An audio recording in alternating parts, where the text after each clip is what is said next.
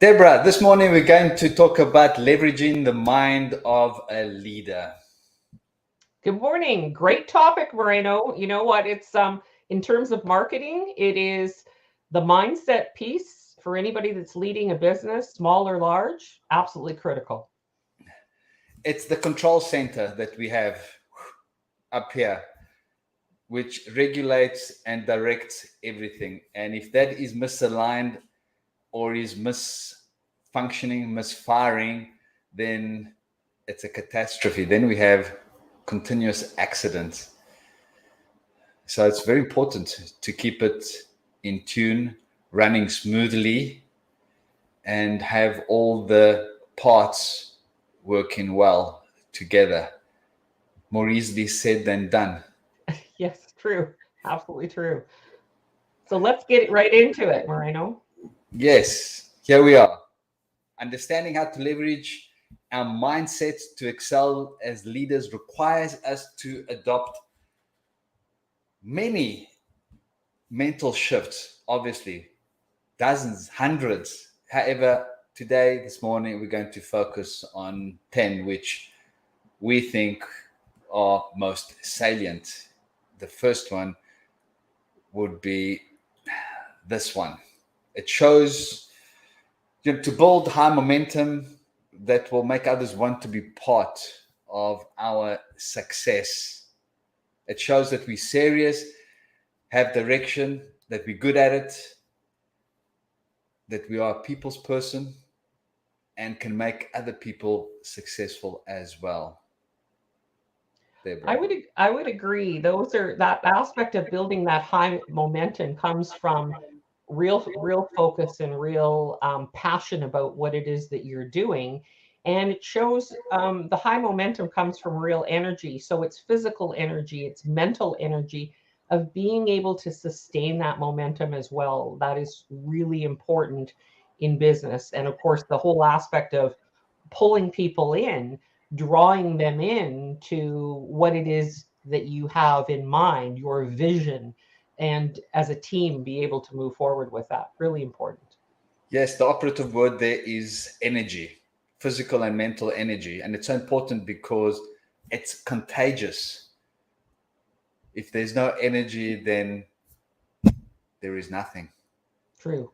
And Absolutely true. associated with energy is the assimilation of information. I Read would at agree. least 30 minutes a day, listen to podcasts, seek out mentors.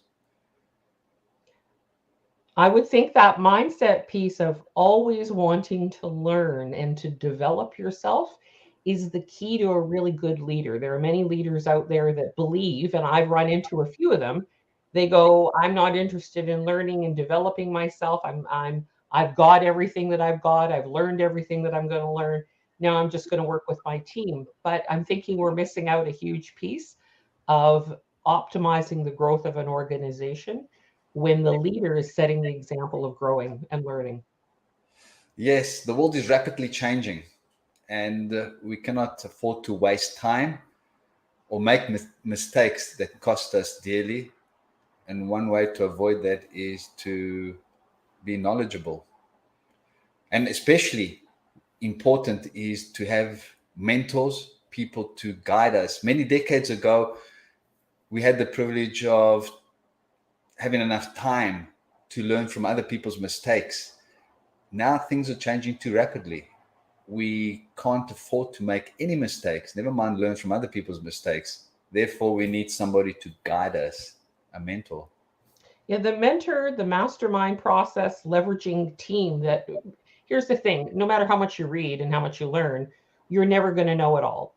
The idea is to surround yourself with key team members that are specialists in very specific areas that are going to contribute to the growth of the company.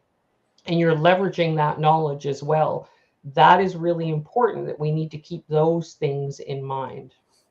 Yes, it's when you think that you know it all, which is when you start learning.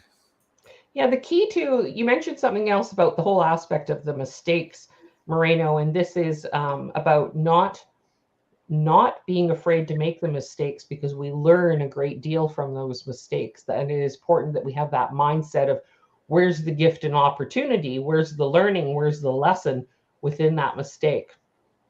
Yes. And this mental shift, it's similar to the previous one, consume knowledge, like pursue learning, because change is continuous. New rules, new preferences, new technology, etc., especially technology. We need to learn, or at least be aware of these things, and which will enable us to delegate successfully. Never ignore these changes.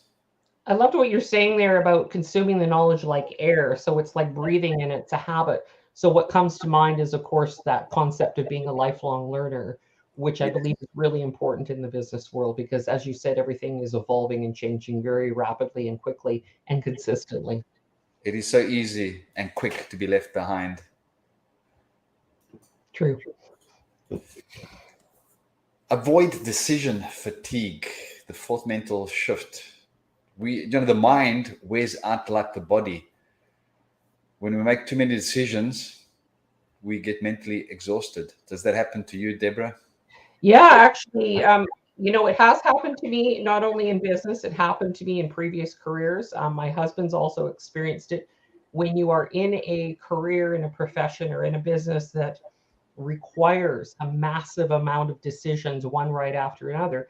I know many people, and probably our audience as well, have experienced getting home from work or shutting things down and then going, I can't even figure out what to make for dinner. Like, honey, you make the decision, because I'm not able to make that decision. So I think it is important. Part of that mental shift aspect of leveraging your mind and your brain is knowing how to shift from the left side of the brain, more of the negativity, the hardcore logistics, thinking, logic, moving it to the right side where there's a bit more creativity, where we find more happiness and more peace in the mind. So forms like breathing, meditation, exercising, shifting the brain becomes really important. But learning how to quiet the mind, so that you actually can recoup that energy that you've lost throughout the day. Yes, otherwise our decisions become slow and inaccurate. We become inefficient. Yeah, true. Obviously, having lots of sleep, eating well, feeding the brain the right nutrients is all part of that process. Yes, slow down, relax, take a holiday. Work out productively for hours at a time. By that I mean that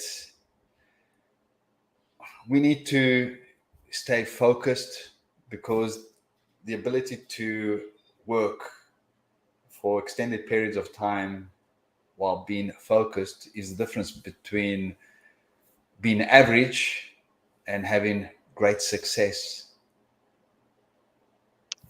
Yeah, I think part of this too is understanding, when are your high mental energy points of the day when you're working. Obviously, if you're in a job that's physical labor, you got to look at when you're physically strong and capable as well too. But time blocking, focusing on one specific activity, rather than bouncing from one activity to another, is really going to leverage your mental capabilities and the energy of the brain. That helps you to be significantly more productive. Taking the time to break things down ahead of time, and then knowing what it is you're going to work on for a specific period of time. Some people block off 20 minutes, an hour, 90 minutes to time block, and to be very focused without any interruptions. Yes, you're referring to elementary levels of planning, which is very important to know what to do when. Yeah. The sixth mental shift, focus. The acronym for follow one course until successful. In other words, we should not be distracted by other events. Stay focused on doing one thing specifically well. The interesting part about the mind from the focus point of view is typically the mind jumps around in thought process without us even knowing it. Even if our eyes are closed and we're breathing, the mind will quickly move from one thought to another. And it is that ability to harness the thought and keep it laser focused on one thing. That is a learned skill. It's very easily done, but it is a habit. You have to practice it on a daily basis. So it's entirely possible to be laser focused. Yes, earlier on you were talking about staying focused or doing one activity event at a time, which is the most effective and efficient way of being productive, making progress. Have you noticed how you may be focused on doing one activity and then you're distracted momentarily by something which needs your immediate attention? So you address it quickly and then come back to what you were doing. However, that interruption is very time consuming because you were doing something well. You're making a lot of progress rapidly. Suddenly you stopped. Your attention goes elsewhere. And then when you come back, well, you don't start exactly where you finished off before. You need to collect your thoughts, refocus, reorientate yourself, and that takes time. Yeah, you mentioned a really important point, which I'm sure you've experienced in business. I've experienced it as a consultant and a coach in different workplace environments. And where we see that is where we have this open door policy in our company, where people can pop in any moment and you don't get a specific period of time to focus on something. And then the brain has to recalibrate, thinking, where was I? Where was I? And reassess all the components that they were previously reviewing and thinking through in their head. They have to do that all over again. So that can take several minutes. And when you repeat consistently over the course of a full work day, you've lost a lot of time. And can you imagine how fatigued you will be? Yes, absolutely. Yeah. So It does. sometimes we need to keep our door closed. Yes. If we're doing something mundane, well, if we interrupted, makes little difference. However, if we're doing something important, which requires our full attention, then it is important that we are not interrupted. Put up a sign on the door: busy, do not enter, danger inside.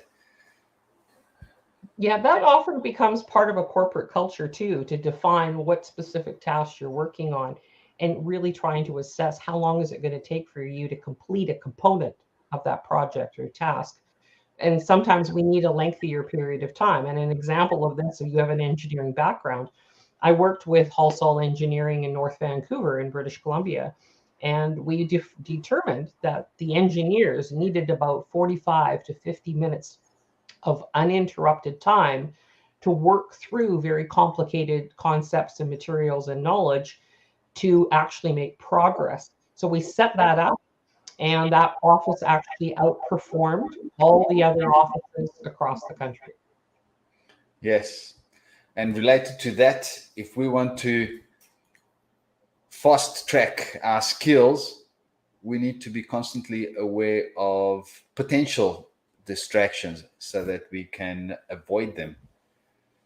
It's about Yeah, the yes. preparation, like you say, being mindful of those distractions, preparing ahead of time to anticipate those, really important to do.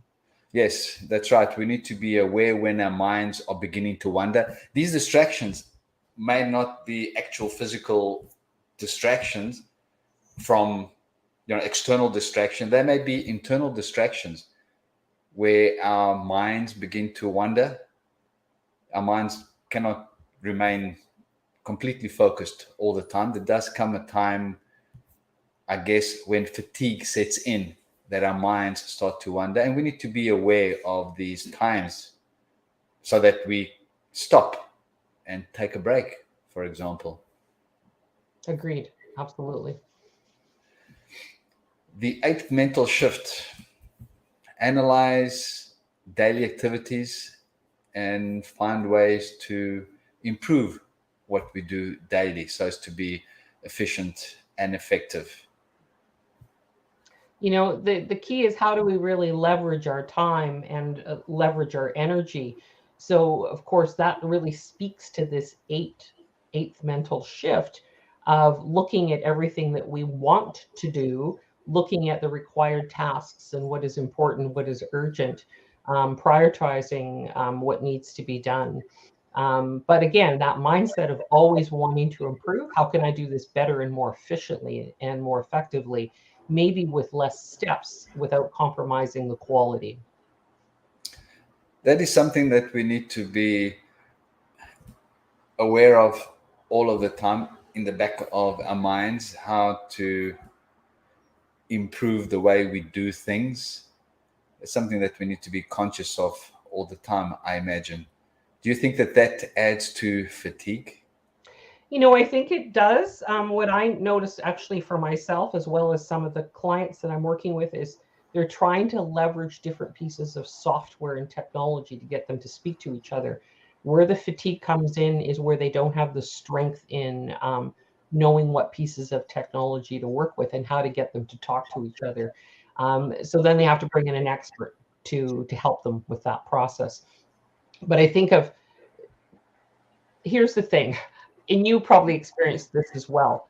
When I left university, I didn't leave feeling that I was intelligent. I actually left feeling, wow, there is so much knowledge out there. Like I thought I was intelligent, but I only know like a micro piece of everything that's out there. So the idea here is that in the business world, because things are changing rapidly, software and technology is changing to assist us within our business, and we're more than ever on computers and working with different pieces of software.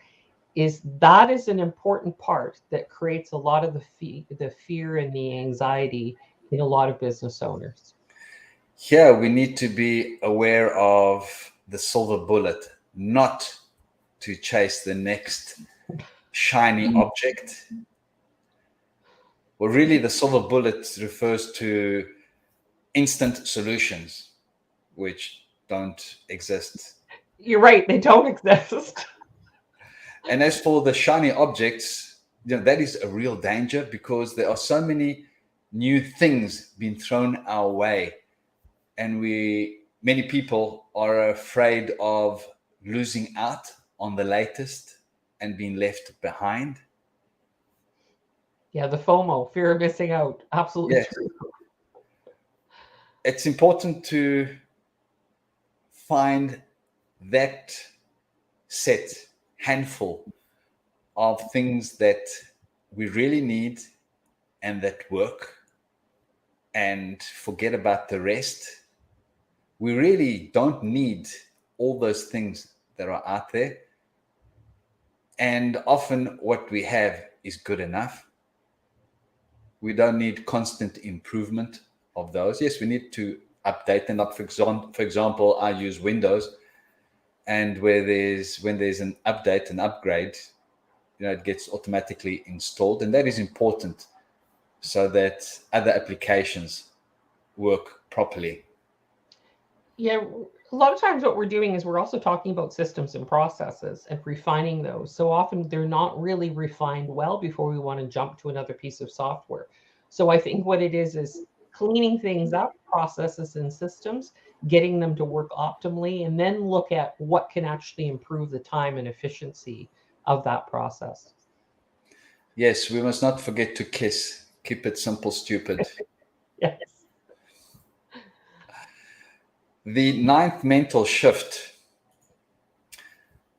set and plan business and personal goals. Know what it is that we need to achieve in terms of significant goals. And we always need to have a plan, an idea of how we go about achieving those goals, so that we can be efficient and effective in our quests in attaining those goals. I agree. This is a really good point. A lot of it too is getting it into the calendar, setting those milestones, setting those deadlines in terms of when are you starting and when are you stopping, anticipating being finished a project. Otherwise, it could be stretched out indefinitely.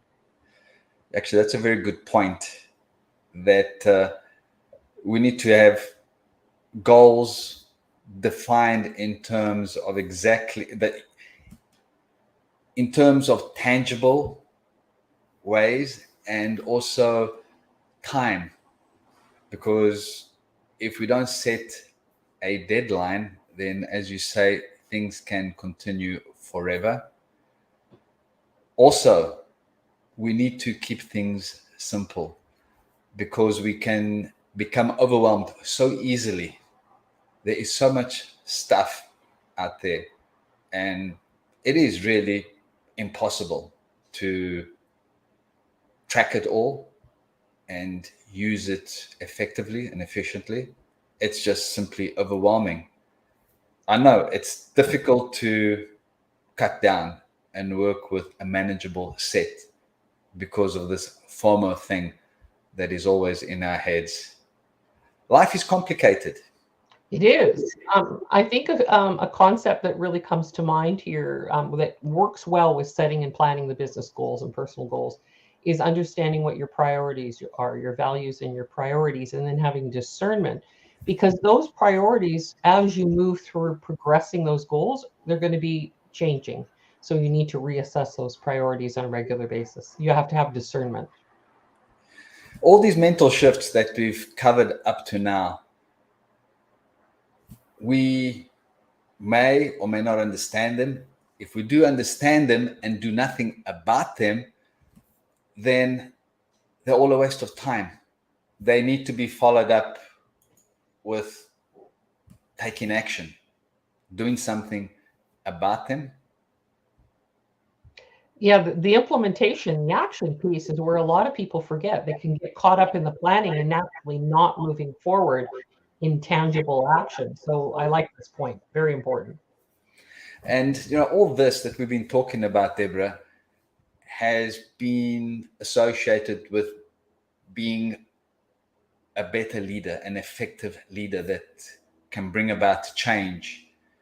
And certainly all these mental shifts, a good leader needs to be aware of and be able to implement them well, so they work effectively for the leader. Definitely. A leader needs to be, linked to what we do in terms of online visibility, being known, liked, and believed online. This is what a leader needs to pay attention to as well these days.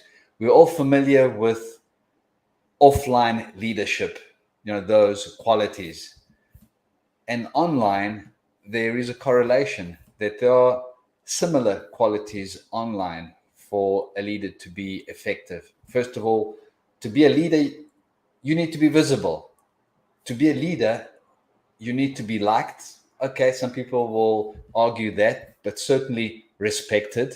Definitely. And of course, the leader needs to be influential so that people will follow the leader, so the leader can be persuasive and bring about positive change, help people. Yeah, I mean, you have to understand as a leader, we never do things on our own. We actually do things with and through other people. So that is really important to be aware of. Things get done not only by ourselves, but by other people that are working with us. Yes, the technology that leaders need to be aware of for online visibility and influence is, of course, what we are now using, live streaming, which is what we specifically use. Live video. This LinkedIn Live is one form of live video, and the other would be virtual live events, also known as webinars. These are very effective online tools for leaders to use to influence their followers, their tribe online. And this is technology. It's not rocket science. However, leaders need to know about these tools and how to use them. Yeah, they are the most important tools right now that are ranked the highest on LinkedIn for being able to get the most amount of views and to boost the algorithms for sure. One thing that I want to point out is that the live streaming, the virtual live events or webinars that we use, that we promote, are not for entertainment. Online there is the entertainment side. For example, point and shoot videos. The internet is saturated with those cat videos. But then also there is another section, which is the business section, the real marketing section, where those videos, those webinars are certainly not point and shoot. They are very carefully planned marketing strategies that are designed to increase the visibility and credibility of leaders. Deborah. Yeah, those become so important because people have to have an awareness of what it is that you're doing, what it is that you're offering, the problems that you are solving for them. So it keeps you top of mind. You as the business owner, you are top of mind for the potential client. So that's really important for us to remember of how we want to use our time and how we want to market and how we want to leverage that online world. It's important to focus our attention on that. Yes, what we've been doing, Deborah, is we've been interviewing business owners. However, those interviews are not the typical interviews that you see everywhere, for example, on TV. The ones that we've been done have been specifically designed to introduce the business owner to viewers and address frequently asked questions so that the guest can provide valuable information and educate the viewers. And then also that is perfect for creating short marketing videos, which is video content for future marketing for business owners. So there is that difference between your usual typical online interview and what we do. Yeah, those marketing videos are really important for the prospect to really know who you are and to understand what it is that you're offering, but also knowing what your perspective is. So the background on the business and why you got into the business is really important. And to ask the key questions that they may not have an understanding of, or where there may be a lack of clarity on your own website or within your own marketing. So they become hugely valuable. So this is a perfect platform for business owners to get known, liked, and trusted in a very easy and quick fashion. So what we are doing is inviting viewers who are either here live now or who watch the recording to be our next guest on LinkedIn Live. And the best time to act is now. True. I like that. Acting now, private messaging, as you were talking about, of being able to reach out and having a conversation with us. That's the best way to do it. Yes. The risk is zero. Direct message us now. Direct message Deborah. Direct message myself via LinkedIn. Ask your questions. For sure, business owners have questions in their minds that they would like answers to. And we look forward to having that conversation with you. So really good content today, Moreno. Very good discussion for people to keep in mind, their mindset piece and how to really leverage that in the business world. Excellent. Deborah, thank you. It was great listening to your stories, you sharing your valuable insight. I My look forward pleasure, to our Moreno. next session again. Thank you. Bye-bye. Bye-bye.